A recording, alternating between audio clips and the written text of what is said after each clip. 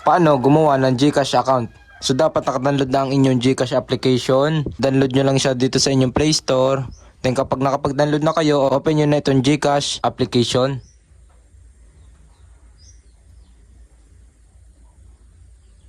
At dito may magpa-pop up, so accept nyo lang to. At dito, enter nyo lang ang inyong phone number na gagamitin. So make sure lang na register ang inyong phone number. Then kapag nalagay nyo ng inyong phone number, click nyo lang itong arrow button. At mapupunta na kayo dito, verify with text message. So may papasok sa inyong code. Kung ano yung pumasok na code, so lagay nyo lang siya dito. So ayan. At automatic na siyang magdediretso dito. Then dito, click nyo lang itong new account.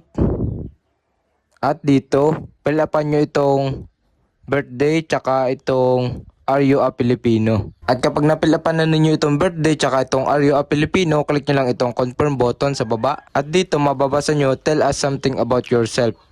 So lagay nyo ang inyong first name, middle name, tsaka itong last name, tsaka itong email, tsaka itong nationality, tsaka itong main source of funds, then itong province, tapos itong city, municipality, barangay, zip code, house number, and street address. So halos magkatulad lang itong current address tsaka itong permanent address. Pilapan nyo lang yan.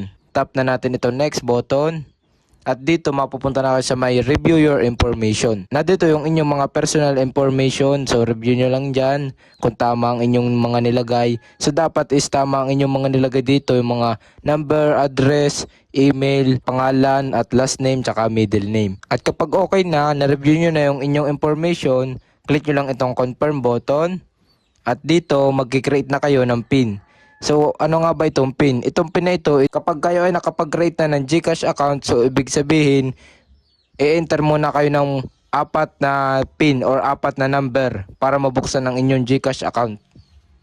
Dito, lagay lang kayo dito ng 4-digit PIN, tas dito, ilagay nyo lang uli or i-re-enter nyo lang uli. Click nyo lang itong I-agree to the terms and condition, tas itong confirm button. At successful na tayo nakapaggawa ng ating PIN, at dito nyo na magagamit yung inyong ginawang PIN kanina. So enter nyo lang ang inyong PIN, at yan na, dito na tayo sa may homepage ng ating GCash, at successful na tayo nakapaggawa ng GCash account.